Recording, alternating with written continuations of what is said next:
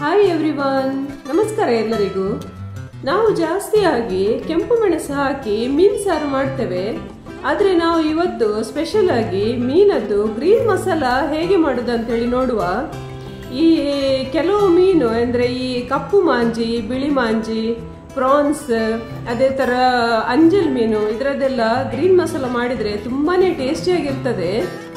ಹಾಗೆ ನಾನಿವತ್ತು ಅರ್ಧ ಕೆಜಿ ಕಪ್ಪು ಮಾಂಜಿ ಮೀನನ್ನು ತಗೊಂಡಿದ್ದೇನೆ. ಇದಕ್ಕೆ ಅರ್ಧ ಟೀ ಸ್ಪೂನ್ ಉಪ್ಪು, ಹಾಗೆಯೇ 1/4 ಚಮಚ ಅರಿಶಿನ ಪೌಡರ್ ಹಾಕಿ ಸ್ವಲ್ಪ ಮ್ಯಾರಿನೇಟ್ ಮಾಡಿ ಇಡುವ. ಹೀಗೆ ಮಾಡಿಟ್ರೆ ಇದು ಮೀನು ಒಳ್ಳೆ ಉಪ್ಪು ಎಳ್ಕೊಳ್ತದೆ. ಹಾಗೇನೆ ಇದಕ್ಕೆ ಗ್ರೀನ್ ಮಸಾಲ ಮಾಡಲಿಕ್ಕೆ 1 ಹಿಡಿ ಕೊತ್ತಂಬರಿ ಸೊಪ್ಪು, ಪುದೀನ ಸೊಪ್ಪು ನಿಮ್ಮಲ್ಲಿದ್ರೆ ನೀವು ತಗೊಳ್ಳಿ, ನನ್ನ ಹತ್ರ ಇರಲಿಲ್ಲ. ಇದು ಹಾಕಿದ್ರೆ ಒಳ್ಳೆ ಪರಿಮಳ ಬರ್ತದೆ.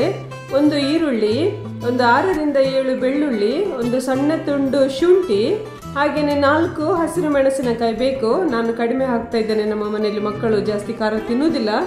ಮತ್ತೆ ತೆಂಗಿನಕಾಯಿ ತುರಿ, ಇದು ನೀವು ತುರಿ ಗ್ರೈಂಡ್ ಮಾಡುವಾಗಲೇ ಹಾಕ್ಬೋದು, ಇಲ್ಲಾಂದ್ರೆ ಇದರದ್ದು ಹಾಲು ತೆಗೆದು ಸಾರು ಮಾಡುವಾಗ ಆ್ಯಡ್ ಮಾಡ್ಬೋದು. ಮತ್ತೆ ಅರ್ಧ ಟೀ ಸ್ಪೂನು ಅರಿಶಿನ ಪೌಡರ್ ಮತ್ತೆ ಸ್ವಲ್ಪ ಹುಳಿ ಹಾಕಿ ಇದನ್ನು ಒಳ್ಳೆ ಗ್ರೈಂಡ್ ಮಾಡುವ, ಫೈನ್ ಪೇಸ್ಟ್ ಮಾಡುವ. ಹಾಗೆ ಒಂದು ಪಾತ್ರೆಯಲ್ಲಿ ನಾನು 2 ರಿಂದ 3 ಟೇಬಲ್ ಸ್ಪೂನ್ ಅಷ್ಟು ತೆಂಗಿನ ಎಣ್ಣೆಯನ್ನು ತಗೊಳ್ತಾ ಇದ್ದೇನೆ. ಇದರಲ್ಲಿ ಕಟ್ ಮಾಡಿದ 1 ಈರುಳ್ಳಿ ಹಾಗೆ ಸ್ವಲ್ಪ ಬೇವು ಸೊಪ್ಪು ಹಾಕಿ ಫ್ರೈ ಮಾಡುವ. ಈ ಈರುಳ್ಳಿ ಸ್ವಲ್ಪ ಗೋಲ್ಡನ್ ಕಲರ್ ಬರುವ ತನಕ ಫ್ರೈ ಮಾಡಬೇಕು. ಇದಕ್ಕೆ ಉಪ್ಪು ಸೇರಿಸುವ.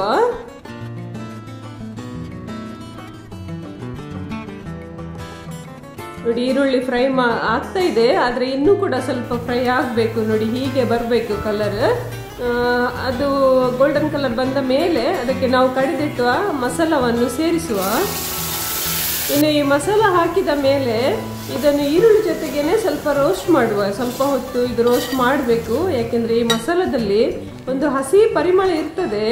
ಅದರಿಂದ ಅದು ಹೋಗ್ಬೇಕಾದ್ರೆ ನಾವು ಈ ತರ ಇದನ್ನು ರೋಸ್ಟ್ ಮಾಡಬೇಕಾಗ್ತದೆ. ಹಾಗೆ ಸ್ವಲ್ಪ ಹೊತ್ತು ಇದನ್ನು ಹೀಗೆ ರೋಸ್ಟ್ ಮಾಡುವ.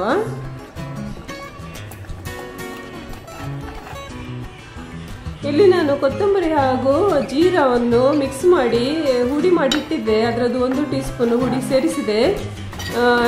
ಇದನ್ನು ಹಾಕಿದರೆ ಈ ಮಸಾಲಕ್ಕೆ ಒಳ್ಳೆ ಟೇಸ್ಟ್ ಬರ್ತದೆ. ನಿಮ್ಮ ಹತ್ರ ಹುಡಿ ಇಲ್ಲ ಅಂತ ಹೇಳಿದರೆ ನೀವು ಗ್ರೈಂಡ್ ಮಾಡುವಾಗ, ಪೇಸ್ಟ್ ಮಾಡುವಾಗನೇ ಸ್ವಲ್ಪ ಕೊತ್ತಂಬರಿ ಬೀಜ ಮತ್ತು ಜೀರಾ ಸೇರಿಸಿ. ಇನ್ನು ಇದಕ್ಕೆ ನೀರು ಜಾಸ್ತಿ ಹಾಕ್ಲಿಕ್ಕಿಲ್ಲ, ನಾವು ಕಡಿದ ಮಿಕ್ಸಿಗೆ ಸ್ವಲ್ಪ ನೀರು ಹಾಕಿ ನಾನು ಇದಕ್ಕೆ ನೀರು ಸೇರಿಸಿದೆ. ಇದು ಗ್ರೀನ್ ಮಸಾಲ ಸ್ವಲ್ಪ ದಪ್ಪನೇ ಇರಬೇಕು, ತುಂಬ ತೆಳು ಮಾಡಲಿಕ್ಕಿಲ್ಲ. ಅದರಿಂದ ಈ ಕನ್ಸಿಸ್ಟೆನ್ಸಿ ಹದ ನೀವು ನೋಡಿ ಅಡ್ಜಸ್ಟ್ ಮಾಡಿ, ತುಂಬ ಜಾಸ್ತಿ ನೀರು ಹಾಕಬೇಡಿ.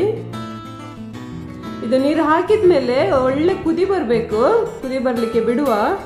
ಇನ್ನು ಈ ಗ್ರೀನ್ ಮಸಾಲ ನೀವು ಚಪಾತಿ, ದೋಸೆ ಅಥವಾ ಕುಚಲಕ್ಕಿ ಒಟ್ಟಿಗೆ ಊಟ ಮಾಡಲಿಕ್ಕೆ, ತಿನ್ನಲಿಕ್ಕೆ ಇದು ತುಂಬ ಟೇಸ್ಟಿಯಾಗಿರ್ತದೆ. ನೀವು ಟ್ರೈ ಮಾಡಿಲ್ಲ ಅಂತ ಹೇಳಿದ್ರೆ ಟ್ರೈ ಮಾಡಿ, ತುಂಬ ಒಳ್ಳೆದಿರ್ತದೆ. ಈ ಮಸಾಲ ಒಳ್ಳೆ ಕುದಿ ಬಂದ ಮೇಲೆ ಇದಕ್ಕೆ ನಾವು ಮೀನನ್ನು ಸೇರಿಸುವ.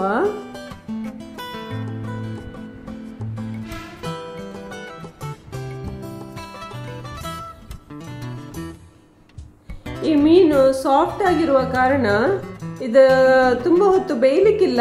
ಮೀನು ಹಾಕಿದ ಮೇಲೆ ಕೂಡ ಒಂದು ಜಸ್ಟ್ ಕುದಿ ಬಂದರೆ ಸಾಕು, ಗ್ಯಾಸ್ ಆಫ್ ಮಾಡಬೇಕು. ಹಾಗೆಯೇ ಇದನ್ನು ನಾವು ಸೇರಿಸಿದ ಮೇಲೆ ಆ ಮಸಾಲದಲ್ಲಿ ಅದು ಸೋಕ್ ಮಾಡಲಿಕ್ಕೆ ಜಾಗ್ರತೆಯಿಂದ ಮಾಡಬೇಕು, ಇಲ್ಲ ಅಂತ ಹೇಳಿದ್ರೆ ಅದು ಹುಡಿ ಆಗ್ತದೆ. ನೋಡಿ, ಹೀಗೆ ಪ್ರೀತಿಯಿಂದ ಮಸಾಲದಲ್ಲಿ ಸೇರಿಸಿ.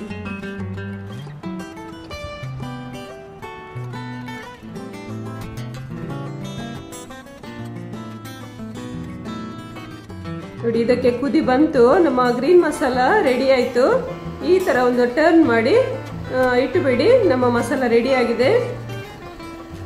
ಇವತ್ತು ನಾನು ಮನೆಯಲ್ಲಿ ತುಂಬ ಈಸಿಯಾಗಿ ಆದರೆ ಟೇಸ್ಟಿಯಾಗಿರುವ ಮೀನದ್ದು ಸ್ಪೆಷಲ್ ಗ್ರೀನ್ ಮಸಾಲ ರೆಸಿಪಿಯನ್ನು ನಿಮ್ಮೊಂದಿಗೆ ಶೇರ್ ಮಾಡಿದ್ದೇನೆ.